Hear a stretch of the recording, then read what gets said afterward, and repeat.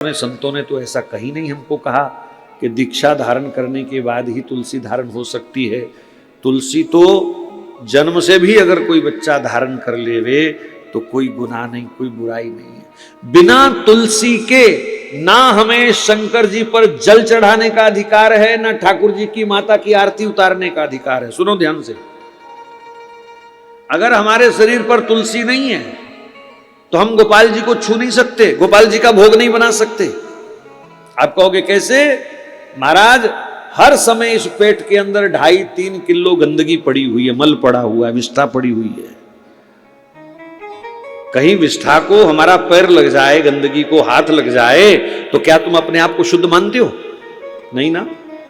आजकल के लोगों की तो छोड़ो, लेकिन पुराने लोग जो बैठे हैं महाराज, कहीं राह चलते पैर भी लग जाता था तो लोग कपड़े समेत आके घर में नहाते थे, बोले गंदगी छूली, विष्ठा को पैर लग गया।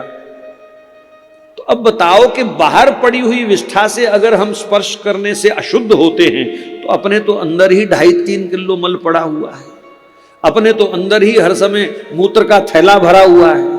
और वैसे हम मूत्र का त्याग करने के बाद हाथ धोते हैं, साबुन लगा के हाथ धोते हैं, और अंदर भी तो भरा पड़ा है।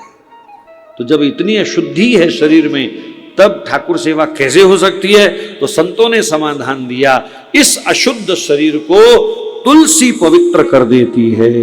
जब हम तुलसी धारण कर लेते हैं तो ये शरीर शुद्ध हो जाता है और हम ठाकुर सेवा के अधिकारी हो जाते हैं। बिना तुलसी के हमें ठाकुर सेवा का अधिकार नहीं है, पाठ पूजा का अधिकार नहीं है, माला पकड़ने का अधिकार नहीं है, हवन यज्ञ करने का अधिकार नहीं है। इसलिए कभी भी अपने शरीर से तुलसी अलग नहीं करना।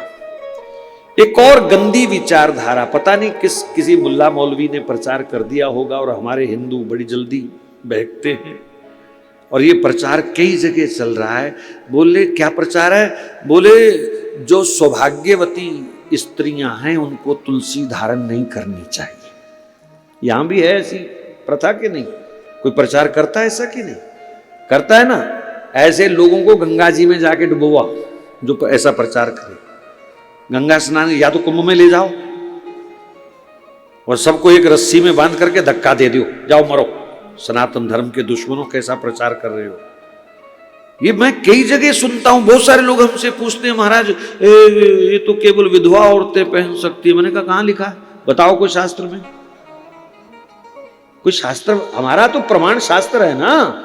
कोई रामायण में बताओ, गीता में बताओ, किसी विष्णु पुराण में, ब्रह्मवैवर्त पुराण में, कूर्म पुराण में, ब्रह्मांड पुराण में, नारद पुराण में, अग्नि पुराण में, शिव पुराण में, लिंग पुराण में, देवी पुराण में कहीं लिखा है तो बताओ। गरुड़ पुराण में भी लिखा है तो बताओ।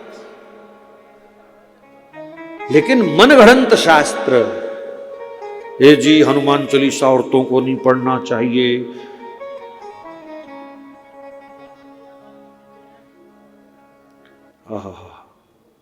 ये अपनी कथा सुना रहा है बाहर, कितनी जोर जोर से। और जोर से बोलो, शाबाश। टाउं टाउं।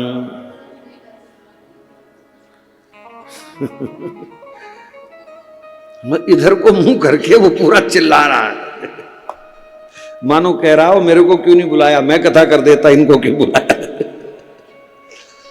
हिंदू समाज है ना, बस सुख संपत्ति घर आवे, बस इसलिए ठाकुर जी हैं, नौकर बना रखा है ठाकुर जी को, वैसे मान सम्मान नहीं है। तुम क्या चर्चा कर रहे थे? औरतों को हनुमान चालीसा नहीं पढ़ना चाहिए, सौभाग्यवती स्त्रियों को तुलसी नहीं धारण करनी चाहिए। ये सनातन विरोधियों का प्रचार है।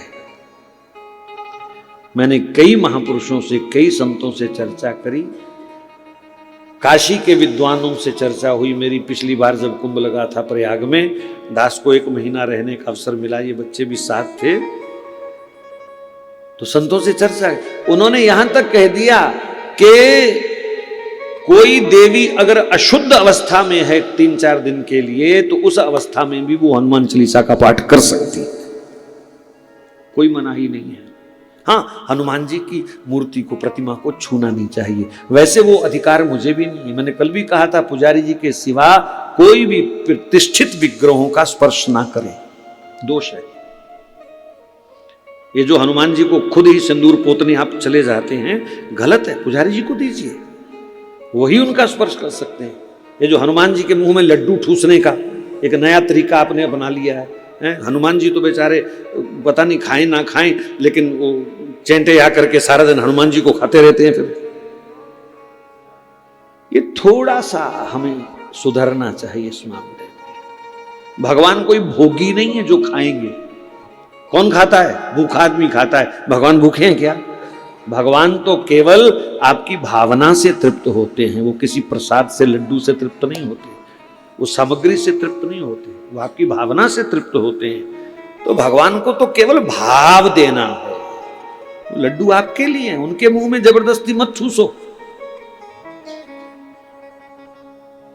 अब औरतों को हनुमान चालीसा नहीं पढ़ना चाहिए, ये प्रचार क्यों किया होगा? अब उन्होंने सोचा अगर औरतें हनुमान चालीसा पढ़ने लग गईं तो भूत पिशाच निकट नहीं आवे, महावीर जब नाम सुना।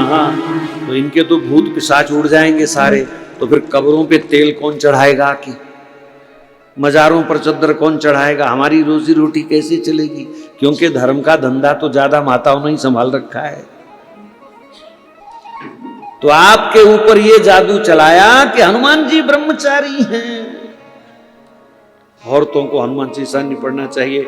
आज मां के चरणों में बैठ करके मैं आप सबको खुले कह रहा हूं, खूब हनुमान चालीसा माताओं को पढ़ना चाहिए। अपनी बच्चियों को कहो खूब हनुमान चालीसा पाठ करो, क्योंकि आज वीर उपासना की आवश्यकता है। हिंदू समाज को वीर उपासना की। जो यह पढ़े हनुमान चालीसा होए सिद्धि साखी गौरी सा। इसका क्या अर्थ है? होए सिद्धि साखी गौरी सा का क्या अर्थ हुआ? है आपकी हर लोक परलोक की मनोकामना पूर्ण होगी। साखी गौरी सा, शंकर भगवान गवाह हैं इसके।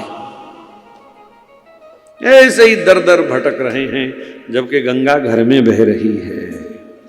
कभी तुलसी के बिना नहीं रहना, कभी हनुमान चालीसा के बिना नहीं रहना।